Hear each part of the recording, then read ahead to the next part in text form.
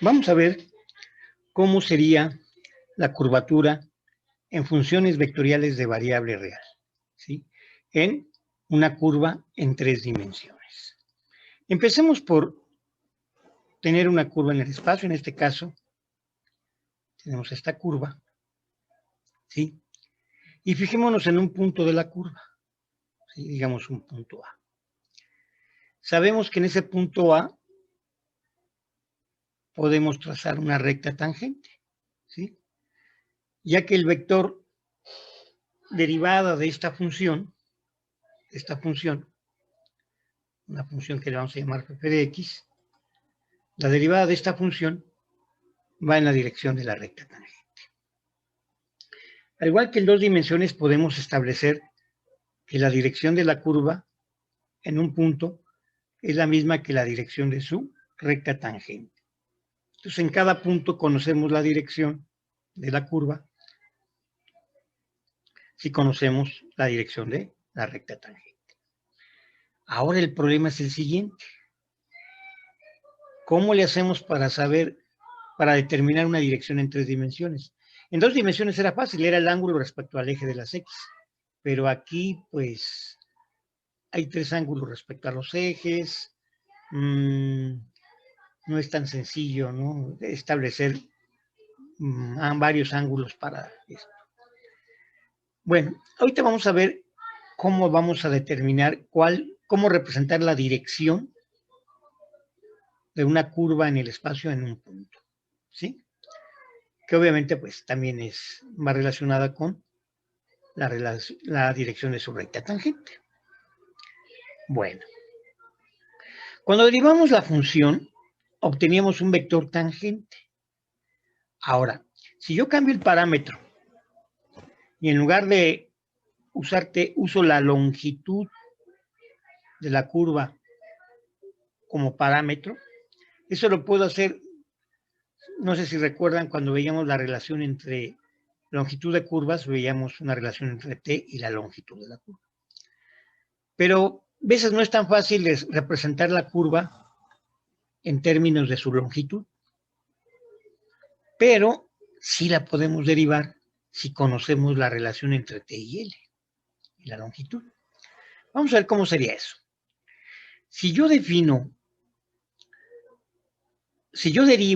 la función respecto a la longitud de la curva, por la regla de la cadena yo voy a tener la derivada de f respecto de t, que es f' de t, por la derivada de t respecto de l.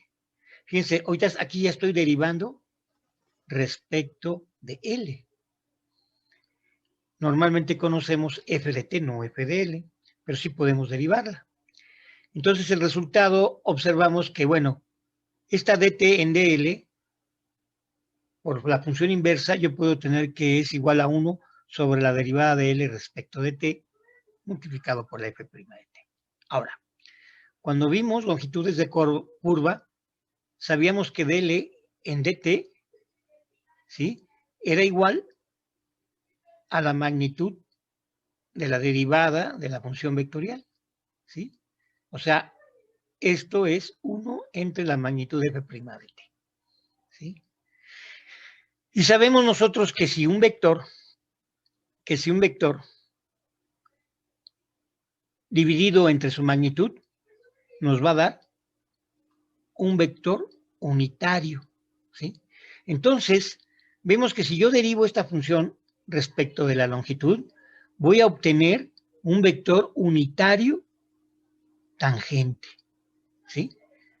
F' de t sería un vector tangente y f' de t sería un vector f' de l, perdón, la derivada respecto de t es un vector tangente. La derivada respecto de l sería un vector unitario tangente, el cual vamos a denotar con la letra t, ¿sí? Tendríamos ahí nuestro vector unitario tangente, ¿sí?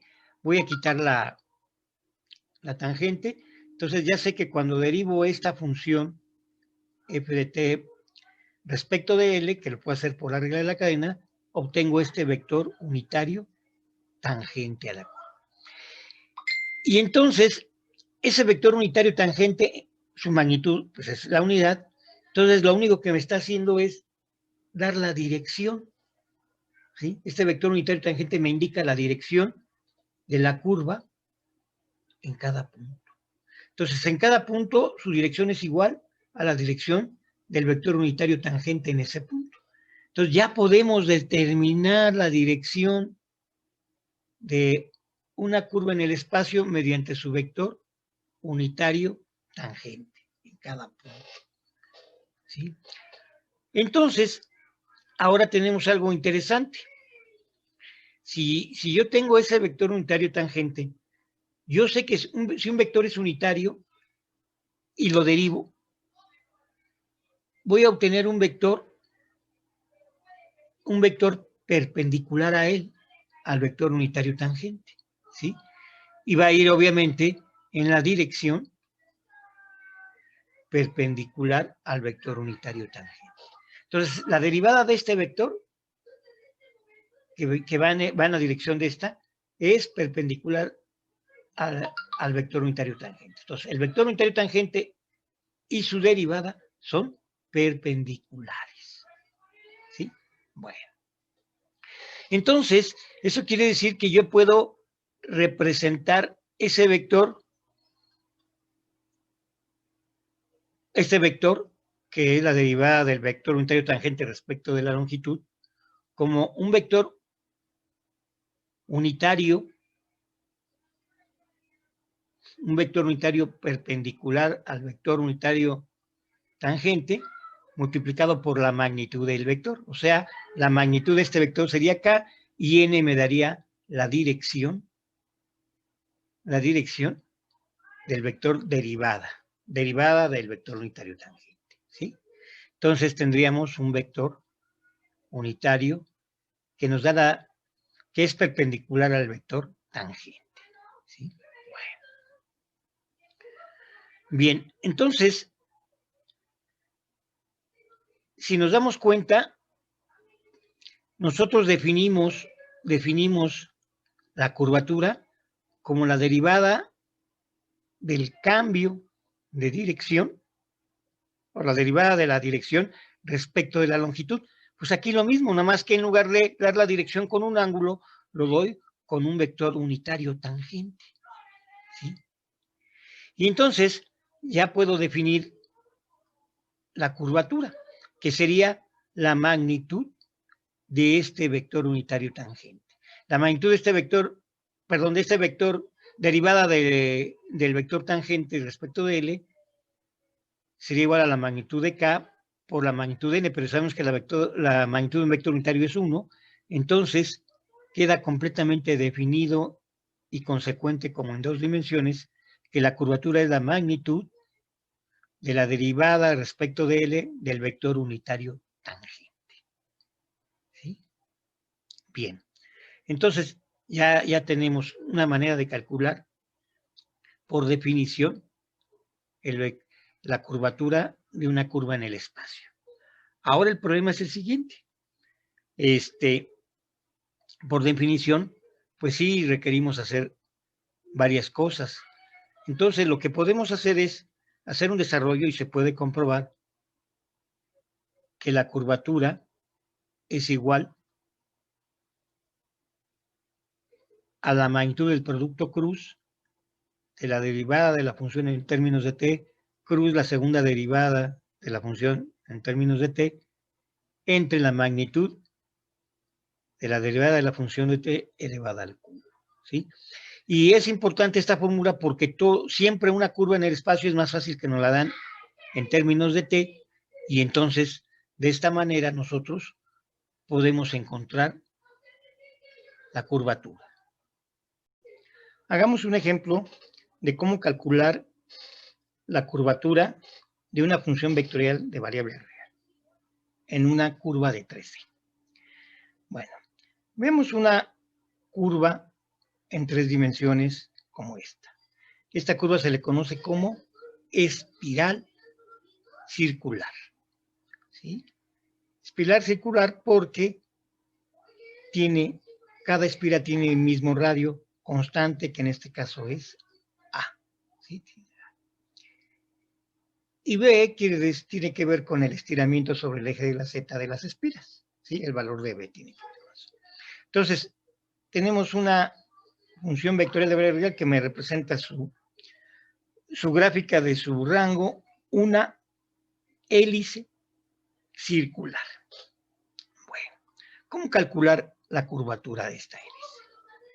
Para esto, bueno, pues partamos de la definición de curvatura, que ya sabíamos que era la derivada, la magnitud de la derivada respecto de L del vector unitario tangente. Pero decíamos que había una que podíamos encontrar la expresión, y encontramos una expresión, determinamos una expresión en términos de las derivadas de f de t, el cual nos daría la curvatura. ¿Sí? Y esta es la expresión. Bueno, una vez conocida la expresión y tener la función concreta, pues veamos que necesitamos. Necesitamos la f', la fb', el producto cruz, magnitud y la magnitud de la fb' al cubo.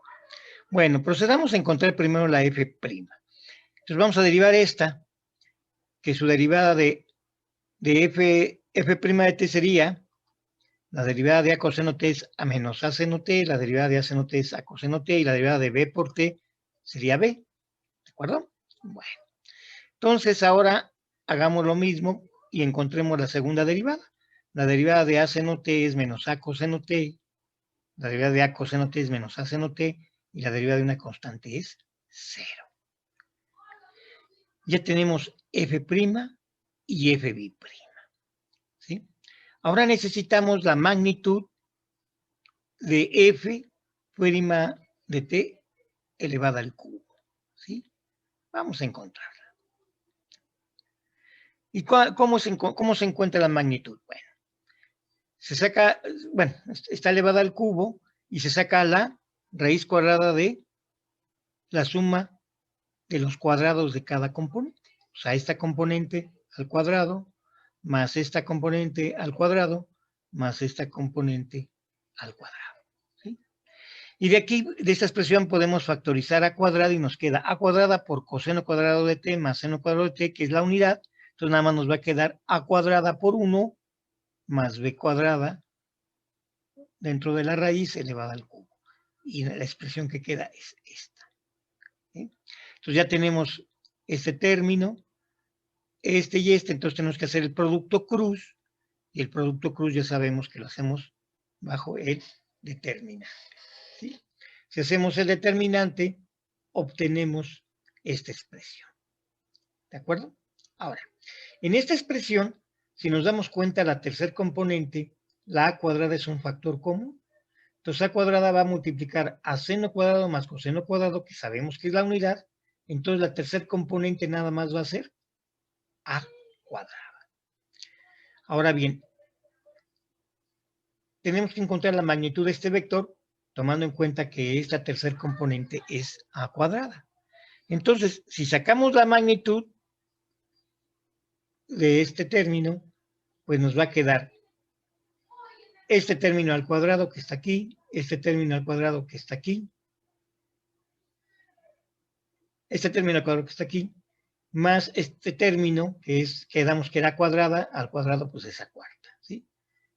Este término al cuadrado más este al cuadrado, y ya sabemos que todo esto es a cuadrado al cuadrado, pues nos queda cuarta.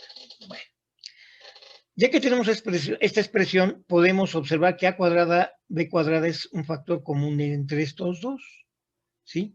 Eso quiere decir que nosotros lo podemos factorizar, y nos queda así. A cuadrada que multiplica seno cuadrado más. Y ya sabemos que esta es la unidad, ¿sí? Y entonces nos va a quedar a cuadrada, b cuadrada más a cuarta. Eso quiere decir que la a cuadrada es un factor común entre este y este término. Lo puedo factorizar, y como es un factor lo puedo sacar del radical y me va a quedar nada más a. ¿Sí? Si era cuadrada el factor común, al sacarlo del radical, que es raíz cuadrada, me va a quedar a. Y la expresión final sería la siguiente. A, salió, entonces nada más me va a quedar A cuadrada más B cuadrada. ¿Sí? Y esta es la expresión. Bien, ya tengo entonces tanto el numerador como el denominador de la expresión que tengo para calcular la curvatura, y entonces pues hago la sustitución en cada uno de los términos, ¿sí? Entonces, esto me va a quedar de la siguiente manera, ¿sí?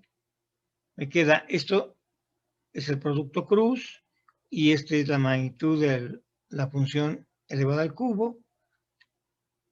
Si yo hago esta operación, esto es como multiplicar este radical 3 veces, entonces va un radical de arriba con uno de los de abajo y nada más me queda el producto de estos dos radicales iguales, que sería el cuadrado, entonces anula el radical y nada más me quedaría A entre A cuadrada más B cuadrado. Entonces, este sería la curvatura para cualquier hélice de radio A y su parámetro B, que está en la tercer componente, para todos. Para finalizar, nada más hagamos un ejemplo numérico. Ya lo hicimos para todas las hélices. Esto es cierto para todas las hélices circulares donde A es el radio. ¿De acuerdo? Si tenemos una hélice cuyo radio es A igual a 3 y el valor de B es igual a 4, pues simplemente nos quedaría de la siguiente manera. 3 entre 3 al cuadrado más 4, quedaría 3/25. Y vemos que la curvatura es constante. Así como la curvatura constante en una circunferencia en 2 dimensiones, en una espiral circular también su curvatura es constante. No necesariamente la curvatura es constante en todas las funciones. En particular para esta función, este tipo de funciones que son las hélices circulares, sí es constante.